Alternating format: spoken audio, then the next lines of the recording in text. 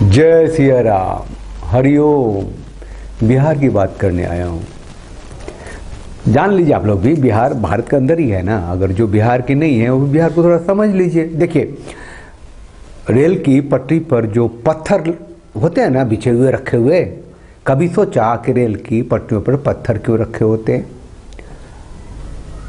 बच्चे लोगों को पढ़ाते हैं विज्ञान की किताब में, उसका क्या असर होता है, लेकिन आम आदमी तो कभी सोचा भी नहीं होगा, इसीलिए कि उसको कोई फर्क नहीं पड़ता है।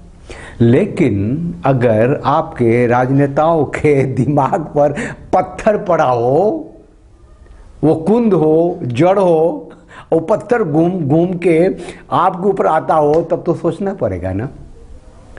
ये जो बिहार है और उसके जो नेता हैं, लालू पुत्र तेजस्वी यादव हैं, उनके माथे पर तो उत्तराधिकार के रूप में पत्थर आया है और उसे फेंके जा रहे हैं। पॉजिटिव बात करेंगे, कोई निगेटिव बात नहीं करेंगे, कोई आलोचना नहीं करेंगे, क्योंकि हम ये बात क्या करेंगे, जड़ में मैं बता ही दूं, फिर आगे शुरू होऊंगा कि वो जो गिरफ्तार किया है ना मनीष कश्यप को, इसलिए किया है कि उसने कहता है कि वो बिहारी मजदूरों को जो मारा पीटा, दिस किया दैट किया, उस पर वीडियो काहे बनाया, फेक है। हाँ, गिरफ्तार कर लिया, उसका 2-3 को और गिरफ्तार कर लिया। गिरफ्तार जो कर लिया है तो आतंकवादी की तरह, एक तो फोटो देख लीजिए, आतंकवादी की तरह उसको मुंह बंद किए हुए है और सिविल ड्रेस में जो पुलिस वाले चारों तरफ खड़े हैं। एक ट्विटर पर दिखा, मेरे को डर भी लगता रहता है, कोई कुछ गलत पोस्ट हो गया तो कहेगा बुलाओ कहाँ पे है ना। तो वो सारी बातें करेंगे हम। चैट बिहारी की बात करेंगे। चैट बिहारी किसको कहते हैं? अब चैट बिहारी का अर्थ क्या होता है अभी बता देते हैं। एक ठो है ऑथर हैं, एक्टिविस्ट हैं, ज्योति तिवारी है। ठीक है, अभी ऑथर एक्टिविस्ट ज्योति तिवारी को आप लोग जानते होंगे, जो हमें देखते हैं, मेरे साथ कभी कभी लाइव पे आती हैं और ह्यूमन राइट एक्टिविस्ट हैं, मर्दों के अधिकार की बात करती हैं और उनको लगता है कि हिंदू रीति रिवाज, सभ्यता, संस्कृति, परंपरा जो है उस पर आघात पहुंचाने वाले जो हैं वही इस देश के सिस्टम में शामिल हैं। उन्हीं से देश का सिस्टम चल रहा है, भले ही सत्ता आज की तारीख में केंद्र में सो कॉल्ड राष्ट्रवादियों की है। तो चैट बिहारी की जो बात करती है वो जरा मैं पढ़ूं, उनका एक पोस्ट था फेसबुक पे, उसमें उन्होंने लिखा हुआ था कि बिहार ऐसा राज्य है जहां कुछ भी गलत हो, चैट बिहारी। ट्रेन में, रेलवे स्टेशन पर जो चलता नहीं रहता है वीडियो टीवी में, अचानक से पोर्न चल गया तो चैट बिहारी। रेल में आग लगा दिया रोक के, चैट बिहारी। मनीष कश्यप को अरेस्ट कर लिया है, चैट बिहारी। जहां जाओ, जहां भी जाओ, बिहारी हो, चैट बिहारी। लोग हंसते हैं, माखौल उड़ाते हैं, चैट बिहारी। मतलब कि वो जो बिहारी शब्द को गाली जो बना दिया, चैट बिहारी। वो तो चैट नया शब्द आ गया, चैट पर बिहारी काफी था, अब तो पढ़ लिख गया, इंटरनेट आ गया तो चैट बिहारी। मतलब बिहार की जो महान संस्कृति है किताबों में है, पन्नों में है, देखने, सुनने, समझने, अनुभव करने के लिए है। लेकिन आज की तारीख में उसके उपज कौन है? लालू यादव, राबड़ी देवी, नीतीश कुमार, उनका बेटा तेजस्वी यादव। ओहो, चैट बिहार। सार्थक बात ये करने के लिए आए हैं कि लोग लालू यादव को क्यों नेगेटिवली देखते हैं। एक आदमी जो जमीन से उठा, कोई आगे पीछे दाएं बाएं पैसा वाला नहीं था, मतलब कि चपरासी होने के लिए तैयार जो था एक कॉलेज में, और उसके चपरासी वाला क्वार्टर में रहता था क्योंकि उसके भाई थे। फोटो देख लीजिए कैसी गरीबी की हालत थी। तो वो बिना टेक्निकल ट्रेनिंग के जो अरबपति हो गया, वो उसको पॉजिटिव नहीं मानेंगे आप। मतलब ट्रेनिंग, जो राजनीतिक ट्रेनिंग ही हो, लेते लेते लेते लेते आगे बढ़े होंगे और इतना जल्दी ग्रैप्स किया कि अरबपति खरबपति हो गए। जेल की जो सजा हुई तो मतलब 1 करोड़, 2 करोड़, 10 करोड़, 20 करोड़, 50 करोड़ में 900 करोड़। समझ रहे कि नहीं? तो अब जो सीबीआई ईडी का जो छापा पड़ रहा है, तो उन्होंने जो इनहेरिट किया है अपने बच्चे को, तेजस्वी यादव को, टेक्निक इनहेरिट कर दिया ना, पॉलिटिकल विल के साथ टेक्निक की कैसे अरबपति से खरबपति बनते हैं। देखिए, अब कुछ भी तो बोल देंगे तो एफआईआर हो जाएगा, तो टेक्निकली बात भी तरीके से जमा के बोलना है।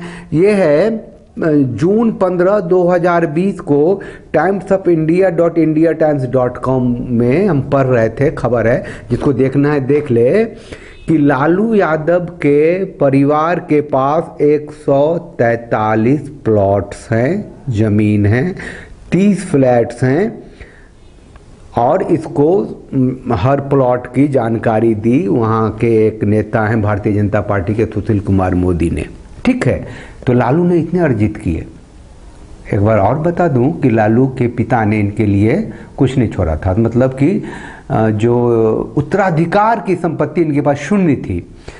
इसमें है अभी जो आज की तारीख में उप मुख्यमंत्री हैं 29 साल के तेजस्वी, उनके पास 52 प्रॉपर्टीज हैं, 52 अरबों के लैंड्स, फ्लैट्स, है ना। जब इनके पिता के पास ही कोई उत्तराधिकारी नहीं, मतलब कोई वंशानुगत पुश्तैनी जमीन जायदाद घर द्वार रुपया पैसा नहीं था, तो इनके पास कहाँ से आएगा। इनके पिताजी ने इनके टाइम में, मतलब तो पूरा परिवार से मिलजुल करके कर रहे हैं, और मतलब वो कह रहे हैं कि जो टेक्निक है, जो ट्रेनिंग है, आप इंजीनियर बनते हैं तो सड़क बनाते हैं, पुल बनाते हैं, डॉक्टर बनते हैं, सर्जरी करते हैं, बीमारियां ठीक करते हैं, है ना। वो एस्ट्रोनॉट होते हैं तो आसमान की सैर करते हैं, ग्रहों पे जाते हैं। लेकिन देश में रह करके आम आदमी का नेता बन के अरबों रुपए कमाने की जो टेक्निक है, वो बिना ट्रेनिंग के इन लोगों ने हासिल की और कमाल की हासिल करी है। और उस ट्रेनिंग पर जब कोई आक्षेप होता है कमाई पे, तो बिलबिलाते हैं, चीखते और मनीष कश्यप जैसे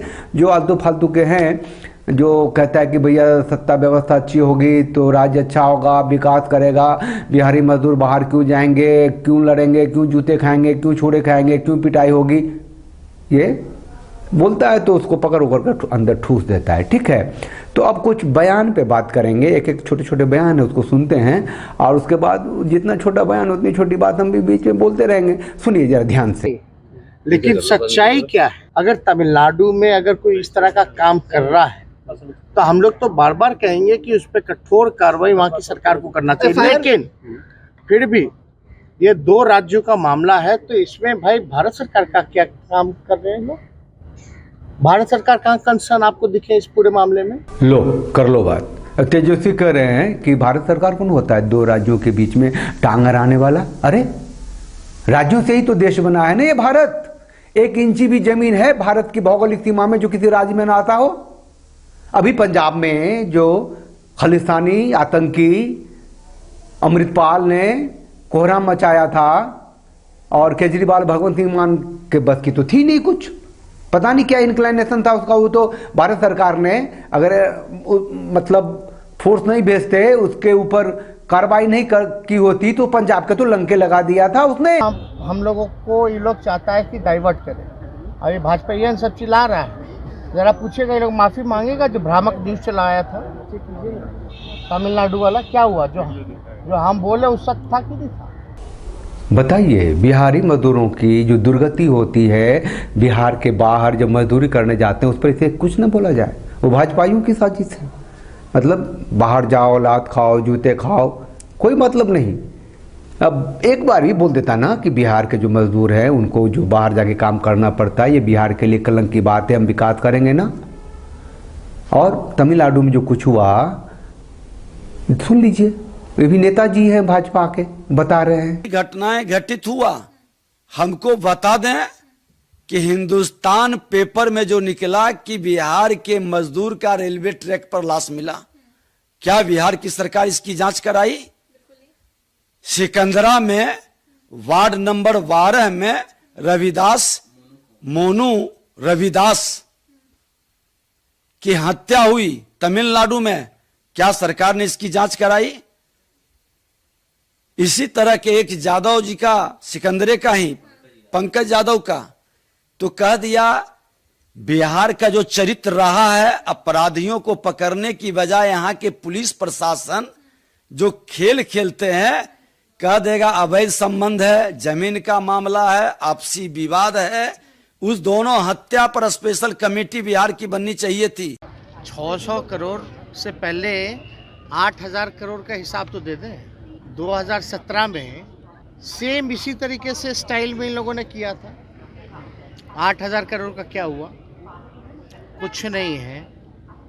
लोग कह रहे थे कि मेरे पास से कितना खजाना मिला है, ठेंगा मिला है। चुनौती दे रहे हैं, मेरे पास से ठेंगा मिला है। तो इसके लिए गहना है, मेडल है, पुरस्कार है, और वो कमाया है। ऐसी ट्रेनिंग मिली है पिताश्री से कि वो कमा रहा है, कमाता जाएगा। जब तक सत्ता में रहेगा, विपक्ष में रहेगा, तो फिर कोई जुगाड़ करेगा। तो ऐसे में सीबीआईडी तो रेड करेगी ही। नसों में भ्रष्टाचार घुसा हुआ है। बेचारा मनीष कश्यप शिकार हो गया। लेकिन बेचारा क्यों कहें, वो शिकार नहीं होगा तो बात कैसे होगी? तो शिकार करेगा भी, कईयों की करेगा, तो तैयार भी तो रहना पड़ेगा। आज जिन पर हो रहा तो अपना जवाब दे ही रहे हैं, तो इसमें हमको क्या कहना? शुरू से लेकर के आज तक कभी हमने कोई प्रतिक्रिया नहीं, कहीं पर कुछ होता है तो उस पर हम नहीं कुछ बोलते। समझ गया ना? ये नीतीश कुमार ब्रह्मलीन हो गए हैं। ओहो, योगी परम बाबा, शांति का चिलम पी के मस्त रहने वाले, शांति का चिलम, अदरवाइज नहीं है। वो कहते हैं कि पहले भी तो हुआ था इनके ऊपर सीबीआईडी का रेड, आज भी हुआ है, तो हमको चुपे रहना है, क्या करना है बोल के। मतलब वो देख रहे हैं रास्ता जुगाड़ में है कि कभी भी कुछ भी आगे भी हो सकता है। और उसे भी तेजस्वी एंड कंपनी की फटी पड़ी है कि भैया पता नहीं ये जो गबदू पलटू चाचा कब क्या कर बैठे। इसीलिए जब तक सत्ता है तरीके से रहो और जमा के रहो। भाजपा के एगो केंद्र में मंत्री है ना, जो बिहार में खेला करना चाह रहे थे, महाराष्ट्र वाला, वो थोड़ा लाइन में रहे, सब कुछ ठंडा दिया जाएगा। निंजा टेक्निक, टेक्निकल ट्रेनिंग इसको कहते हैं। भैया पत्रकारों सुन लो, बिहार सब ठीक कर देता है, हाँ चिंता ना करी। कुल मिला के बात इतनी सी है कि आज जो कुछ मनीष के साथ हुआ है वो छोटी बात नहीं है, और इसे होना ही था। क्योंकि जब सत्ता में ऐसे लोग होंगे जिनके पास अरबपति बनने का निंजा टेक्निक होगा, जो भ्रष्टाचार शीर्ष पे होगा, दिमाग में पत्थर पड़े होंगे, तो उससे विकास की बात सुनना समझना बेमानी है। लालू जी ने भ्रष्टाचार का, अरबपति बनने का निंजा टेक्निक दिया, तेजस्वी को, अपने पुत्र को, अपने बच्चों को दिया है। सब बड़े ऐश कर रहे, निंजा टेक्निक दिया है पिताजी ने, उसको इस्तेमाल तो करेंगे ही। और गबदू राम पलटू जी जो हैं, नीतीश कुमार, सत्ता की मलाई चाटने के लिए वो सबसे जाके फिर मिल गए हैं। तो बिहार में तो जंगल राज होगा ही। मनीष कश्यप उसके साथियों को तो गिरफ्तार किया जाएगा ही। आर्मी वाले वहाँ थप्पड़ लात जूते तो खाएंगे ही खाएंगे। माफिया तो राज करेगा ही करेगा, है ना।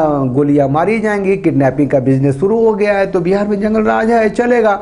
अभी बिहारियों को तय करना है कि उसे चाहिए क्या। बिहार के बाहर मजदूरी करते जाते ही रहना चाहिए। और जो एकदम इतना ताकतवर और मजबूत जो तेजस्वी और लालू यादव नेता है, जो जेल जाकर के भी कहते हैं कि सीबीआईडी रेड क्या होता है अभी हम बताएंगे, उनको वोट देते रहना है या बदलाव चाहिए? उसको एक ऐसी सरकार चाहिए जो बिहार का विकास कर सके। चलिए, चैनल को लाइक कीजिए, शेयर कीजिए, सब्सक्राइब कीजिए। और हो सके तो अगर आप बिहार से हैं, बिहार के बाहर भी हैं, तो आपको लगता है कि जो पत्रकारिता है चौथा स्तंभ है, इसकी सुरक्षा होनी चाहिए, तो मनीष कश्यप जैसे पत्रकार को सपोर्ट कीजिए। बोलने से बहुत कुछ होता है, बात बदलती है, चेतना जागती है। तो आज के लिए बस इतना ही। जय सिया राम, हरिओम।